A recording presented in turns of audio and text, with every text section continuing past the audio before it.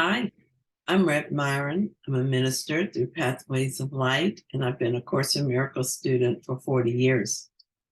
I'm going through the text this year, paragraph or two at a time, asking Jesus to clarify for me. And then I write from that clarity. And that's what I'm sharing with you today.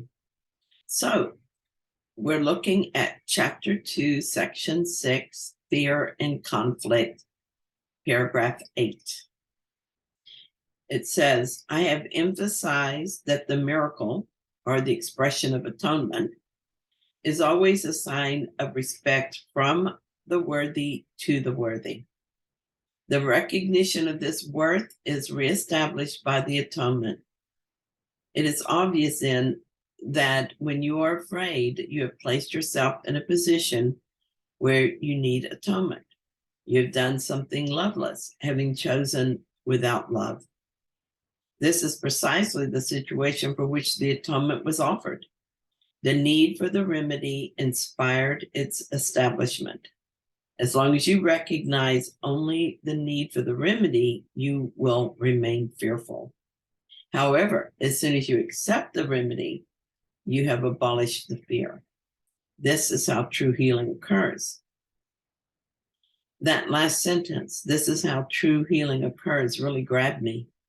I went back and read the paragraph several times and asked Jesus to help me see what he wants me to see as I did so. The first phrase I looked at said, the miracle or the expression of atonement. This is a good reminder of what I've learned earlier in the text. The miracle is the experience I have when I accept the atonement. It is a miracle because it is a true change in my thinking and it's done outside the illusion. In other words, as Myron, I did not get to this change through my own thinking. I may have used my thinking mind to get where I'm willing to accept the atonement, but the healing was not my doing. Jesus then says that the miracle is always a sign of respect from the worthy to the worthy. There's a hotel I like to stay at, and the clerk has always been kind of taciturn. I respect her desire not to be chatty, but I've always spoken to her and been friendly. I noticed that even though she doesn't appear especially friendly, she always remembers my name and goes out of her way to put me in a room she knows I will like. One day when I checked in, she told me that she would be on duty for 12 hours and maybe longer. That was the first personal information she'd ever shared with me. Normally, she just did her job and did it well, but barely spoke at all. I sympathized with the long hours and started to walk away. Then she told me that she has children at home who need her and how it makes her feel to be away from them for such a long time. She went on to tell me about her relationship with them. It was a touching story, and I was surprised by her desire to share in this way. I listened until someone else came in and needed her attention. As I walked to my room, I thought about what a difficult situation she was in. She needed the job to take care of her kids, but the long hours were keeping her from being the mother she wanted to be. I prayed for a perfect resolution to her situation.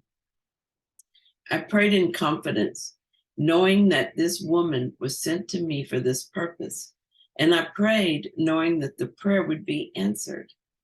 As God's son, I'm worthy of being heard. And as God's son, she is worthy of the miracle. I was not praying for her from a belief that she needed someone more spiritual to pray for her. I absolutely know that this opportunity to offer a miracle is as much a blessing to me as it is to her. And I know that she does not stand below me, but beside me. It was not pity that provoked the desire for a miracle, but respect. This situation was a blessing to me because it reminded me of our worth and our relationship as equal parts of the sonship. I received a miracle because I offered a miracle. The miracle occurs because of this joining.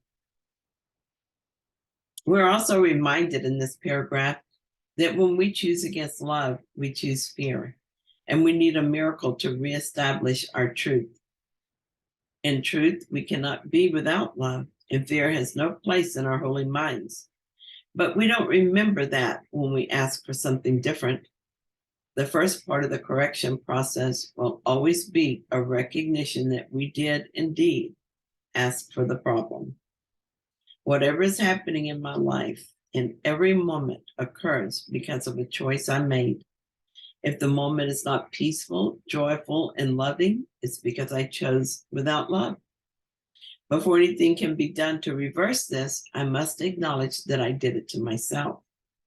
As long as I project the cause onto the world, I continue to choose without love, and the problem remains in place, and I continue to live in fear. It's not enough to recognize the problem and acknowledge that I did it to myself. This is a vital step, but it's not enough. Acknowledging the fear will not take me out of the fear. I must then be willing to accept the correction. The Holy Spirit will not take from me what I want to keep. You might wonder why I would want what causes so much suffering, but here's an example of what happens. One day, I thought about something I'd done in the past that still triggered shame in me. This happened a couple of times before I thought to look at it. The shame is hard to bear, and I didn't want to. Up to the moment when this memory surfaced, I was very happy and content. Then I thought about the past occurrence and immediately felt awful. At that moment, I chose lovelessly, and so I was in fear. The fear is that I will never be free of this shame and will continue to suffer for it forever, that it happened in the past and there's nothing to be done about it.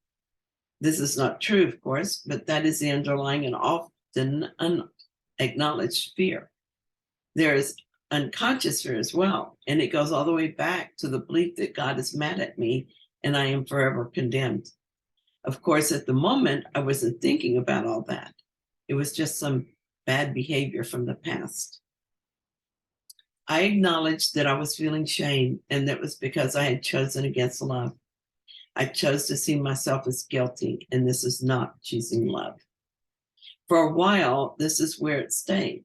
I ran the scenario over and over in my mind, and the ego picked it apart, first offering absolution in the form of projection, then jerking the rug from under me as it pointed out that making others guilty is a sin too.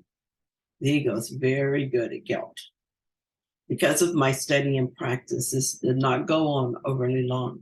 I was able to remember that the next part of the forgiveness process is to allow the mind to be healed. I resisted this too for a while. Why should I resist healing? Isn't that what I was looking for? Actually, at first, I was not really asking for healing. I was asking for the suffering to be relieved. I didn't have much interest in letting the core belief in unworthiness be healed. When I realized the problem, I became willing to accept the atonement in this situation, and all the angst from the past disappeared. But before that could happen, I had to be willing to let go of the problem, not just the effect, which was suffering. Then I had to be willing to accept the atonement. Everything about it changed as soon as I did, and I was at peace again, just as Jesus promised in this paragraph.